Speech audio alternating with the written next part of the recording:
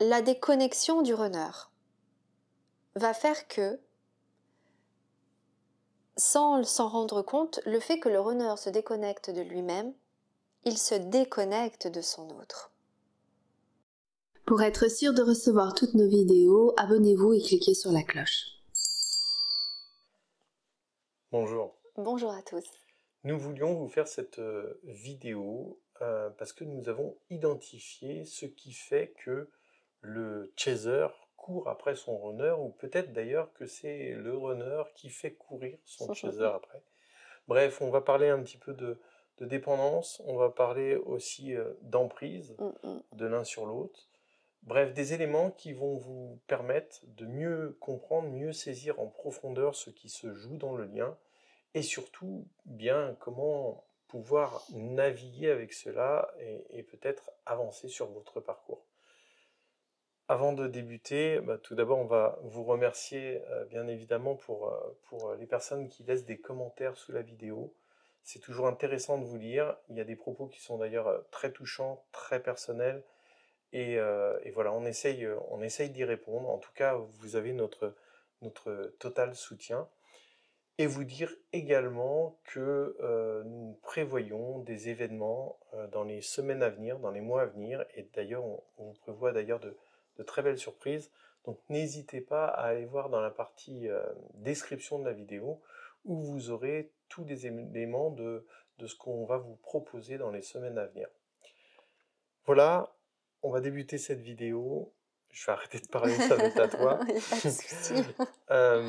Donc, cette fameuse emprise du runner sur son chaser, pourquoi le runner finalement il court autant? Qu'est-ce qui quelqu'un comme moi, chaser, me fait autant courir après mon runner? Alors, pour pouvoir vous l'expliquer, on va prendre un cas concret qui nous concerne, même si c'est quelque chose qu'on peut observer chez de nombreux couples.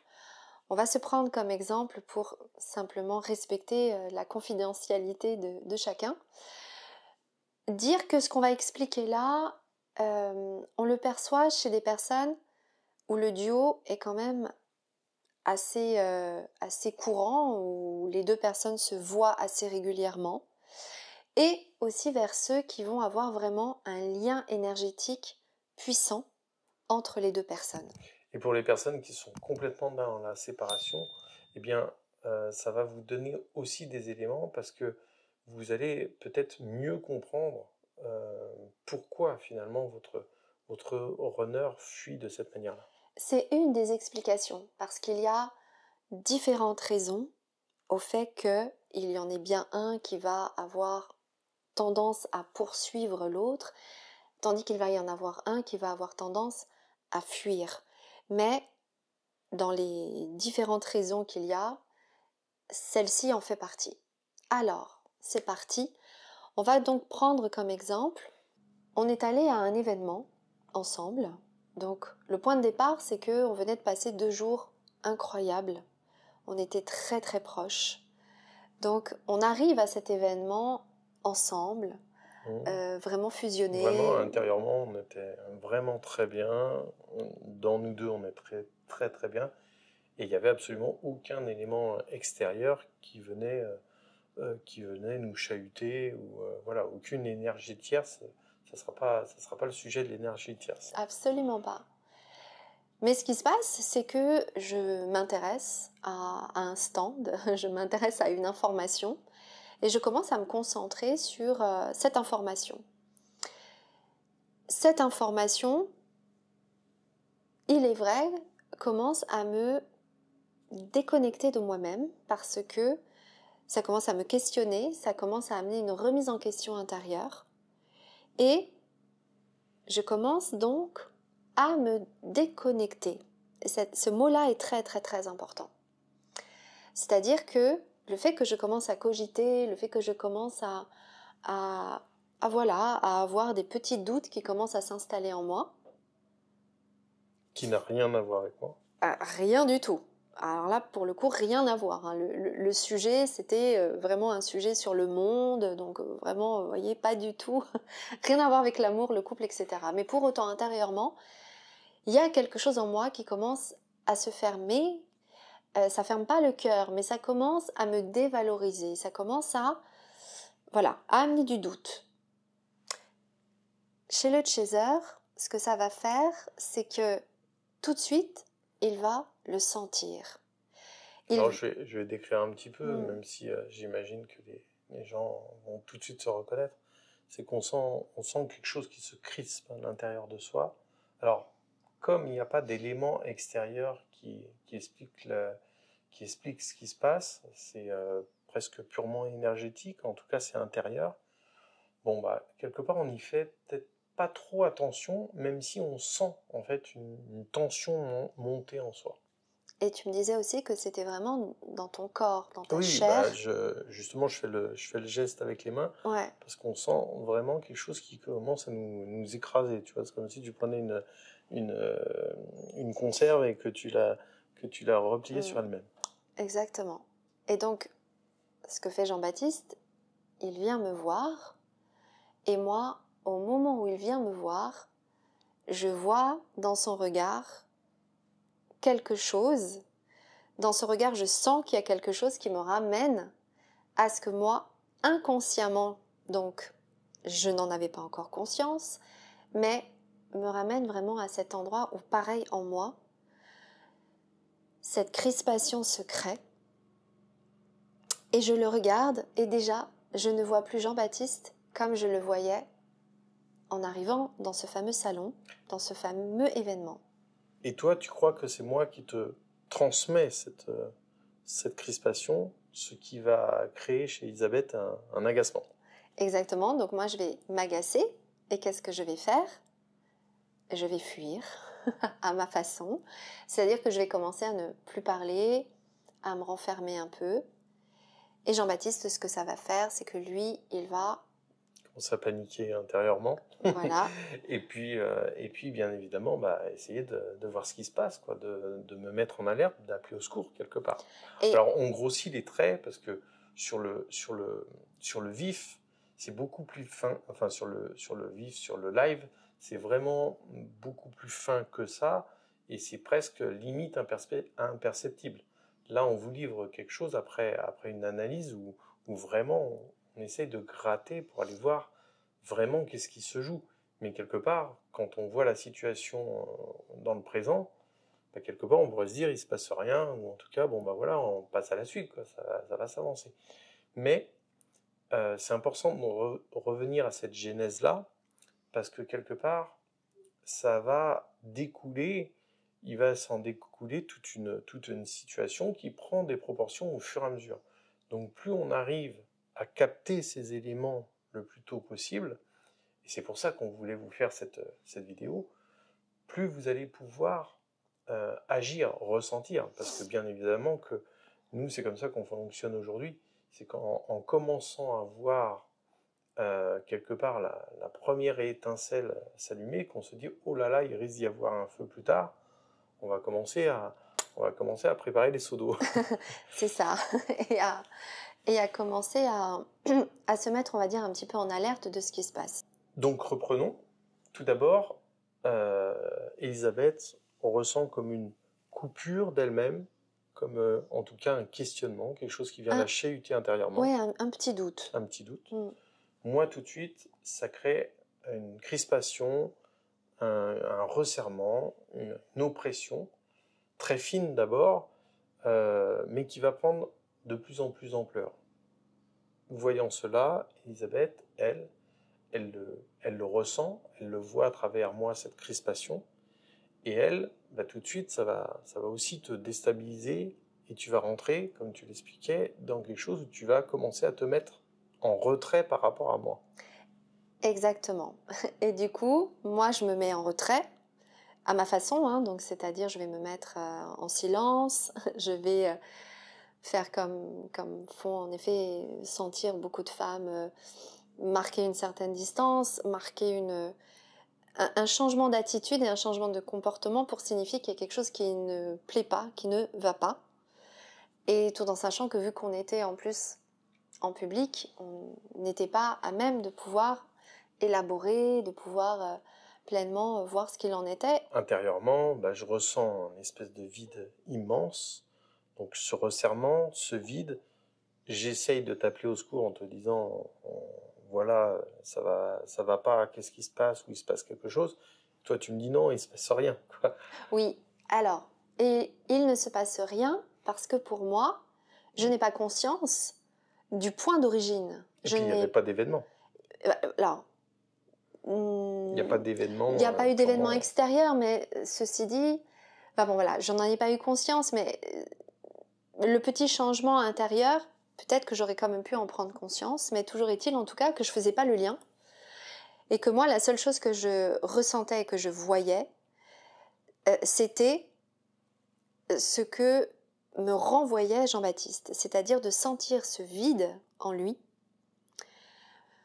me renvoyer moi la déconnexion qu'il y avait en moi, donc tout ça toujours de façon très inconsciente tout ça, et qui faisait qu'en fait ça me donnait encore plus envie de fuir. Moi j'ai de plus en plus envie de fuir, Jean-Baptiste plus envie de savoir ce qui se passe et d'avoir voilà, ma réponse. Et me court de plus en plus après, et donc là voilà, on tombe clairement dans le fonctionnement du runner et du chaser. Si on analyse un petit peu tout ça, qu'est-ce qui se passe à ce moment-là? La déconnexion du runner va faire que, sans s'en rendre compte, le fait que le runner se déconnecte de lui-même, il se déconnecte de son autre. Je le répète, le fait que le runner se déconnecte de lui-même, il se déconnecte de son autre. Et l'autre le ressent. Parce que l'autre, le chaser, le propre du chaser, le propre du yang, parce que bien souvent les chasers sont yang, il y a de tout, on est d'accord, mais c'est qu'il est tout le temps en amour inconditionnel pour son runner. Et donc lui, tout ce qui va être amour, c'est là où il y a l'espace commun, le yang va le ressentir direct, tout de suite, dans son cœur, dans sa chair. Et ça va créer chez lui, ça va le ramener, le renvoyer, de près ou de loin, à la blessure de séparation, originelle. En l'occurrence, pour ma part, de l'abandon. Exactement. Et donc, ce fameux vide, et qui fait que ce fameux vide, eh bien, quel est le premier geste que veut faire à ce moment-là? Eh bien, c'est de revenir vers l'autre en pensant que l'autre va combler ce vide. Vu que c'est bien en se déconnectant de l'autre qu'il y a ce vide qui s'installe, le premier geste que le chaser a besoin, c'est donc d'aller vers l'autre en pensant que c'est comme cela que cela va être nourri de nouveau. Donc vous voyez bien les deux mouvements réflexes quelque part.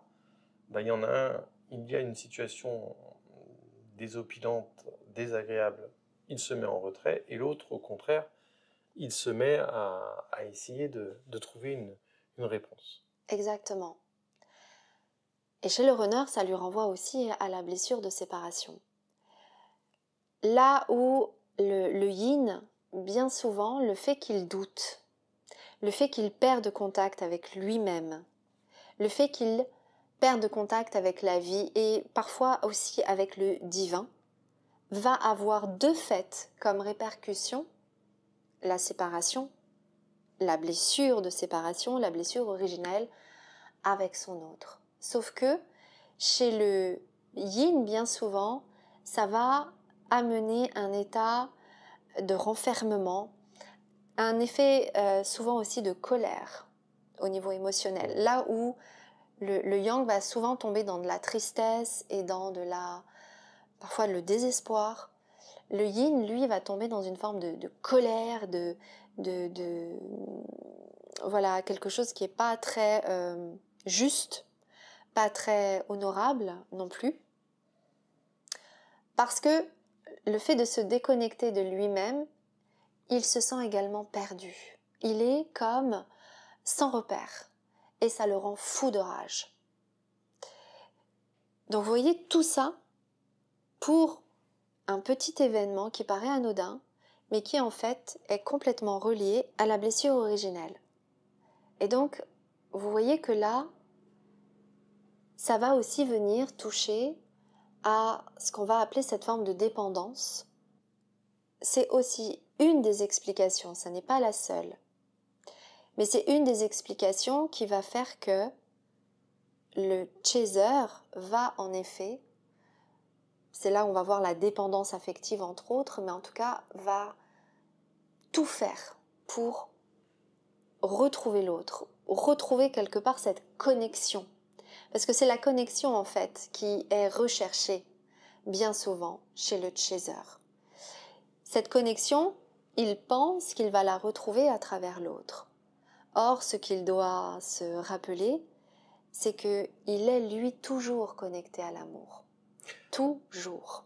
Alors, on lit, on entend un petit peu partout que, quelque part, le chaser pourrait être un dépendant à son autre, voire même que le runner serait lui quelqu'un qui a une emprise sur son chaser. Nous, notre vision, elle est pas exactement celle-là. C'est vrai que ça y ressemble, ça ressemble à des phénomènes d'emprise et de prendre l'ascendant sur l'autre ou d'être comme ça dans cette dépendance.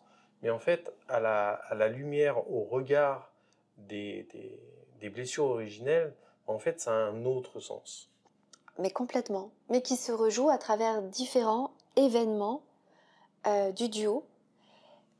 Que ça soit dans le duo, mais que ça soit... Alors, ça c'est quelque chose que je vais dire après, parce que je voudrais finir là-dessus, c'est que du coup, ça explique pourquoi le chaser rentre dans une forme de dépendance, mais aussi pourquoi le runner a donc une forme d'emprise sur le chaser. Et c'est là où le runner, bien souvent yin, doit faire attention justement à ne pas abuser, à ne pas demander n'importe quoi, à ne pas jouer justement avec cette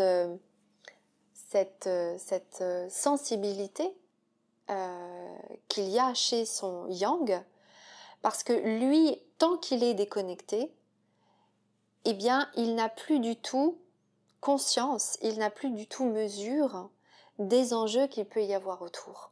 Et inversement, pour le chaser, il doit aussi arriver à canaliser quelque part sa réactivité pour ne pas partir dans de la surréactivité par rapport à l'événement qui viendrait au contraire mettre de l'huile sur le feu, j'allais dire sur le feu du runner, mais c'est un petit peu ça. C'est-à-dire que en étant en état d'alerte et en étant à dire voilà, j'ai besoin d'explications, j'ai besoin, qu'est-ce qui se passe, est-ce qu'il y a ci, est-ce qu'il y a ça, en rentrant dans trop de réactivité, eh bien ça va faire aussi surréagir quelque part le runner et le renfermer davantage. Alors, qu'est-ce qu'il faut retenir de tout ça ? Déjà, que bien souvent, l'un des deux va initier quelque chose qui va se jouer dans le duo. Et entendez bien qu'il n'y a aucune culpabilité ni d'un côté ni de l'autre. C'est-à-dire que, quelque part, déjà, c'est dû à personne, hein, c'est pas dû à l'événement, c'est pas dû à toi qui a un problème, etc. C'est un questionnement qui vient en toi. Donc, quelque part, on n'a pas de coupable à rechercher quelque part. C'est juste, il se passe quelque chose qui va se répercuter pour les deux et qui va monter comme ça, d'une façon très autonome et très, très énergique des deux côtés. Donc vous voyez, il n'y a pas à rentrer dans une culpabilité ou d'en vouloir à une situation, à une personne ou à une autre. L'idée, c'est plutôt de se dire simplement comment gérer ça. Alors, comment sortir de tout ça ?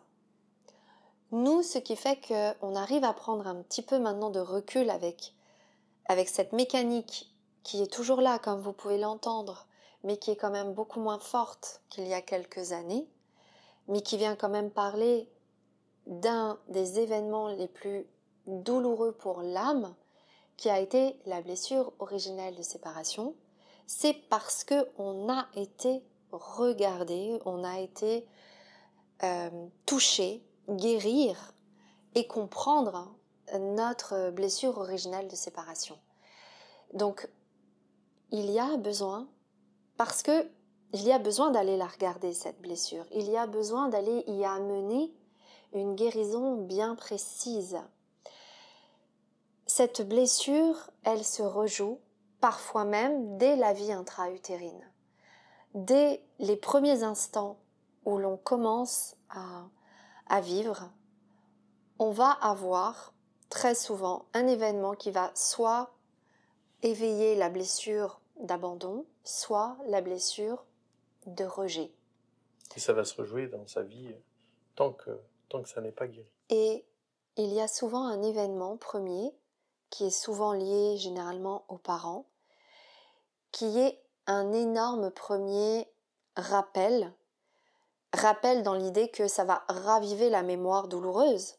Et cette mémoire douloureuse est comme une empreinte qui va en effet se répéter, avec son autre, cette mémoire, vu qu'elle est intrinsèquement liée à l'autre, elle va être encore plus puissante. C'est donc important d'aller réparer ça parce que les conséquences sont majeures. C'est là où la dépendance affective et ce mouvement de poursuivre l'autre commence aussi à s'arrêter. Et l'emprise du runner, parce que c'est une emprise, à la minute où le runner, qui n'a pas conscience de tout ça, va commencer à mettre en place des comportements fuyants ou des comportements rabaissants ou des comportements de demander n'importe quoi à son chaser. Le chaser va s'exécuter et avoir envie pour avoir ses réponses, pour pouvoir, il va se mettre lui-même en fait en dépendance de l'autre, sciemment, c'est-à-dire que quelque part le chaser, il a envie de faire plaisir à l'autre, il a envie d'être d'être ensemble, il a envie d'être avec, donc quelque part il est prêt à tout livrer à cet endroit-là. Et je dirais aussi que inconsciemment, il a besoin de retrouver cette connexion à l'amour. Ah oui, tout à fait. Là où le runner, il a besoin de retrouver cette connexion à lui-même, parce que en trouvant cette connexion à lui-même, il se connecte directement à l'autre. C'est en comprenant un petit peu ces mécaniques qui, même que vous ne soyez pas directement en relation vraiment très très proche avec votre autre, mais si vous commencez à vous ressentir ne serait-ce qu'à pouvoir les percevoir. Ouais. Voilà, au niveau énergétique, il va y avoir ce genre de mécanique. Et peut-être que vous allez le percevoir, dites-le nous en commentaire si ça vous parle. Et donc ça va influencer également ce qui se joue pour vous aussi dans votre vie, parce que vous soyez avec votre autre ou non, cette blessure d'abandon, cette blessure de rejet, qui sont vraiment les plus proches de la blessure originelle, elles vont de toute façon s'activer à travers d'autres événements. Et c'est vraiment la possibilité de pouvoir déjouer, résoudre et profondément guérir ces endroits-là à l'intérieur de vous qui vont avoir d'énormes conséquences dans le reste de votre vie.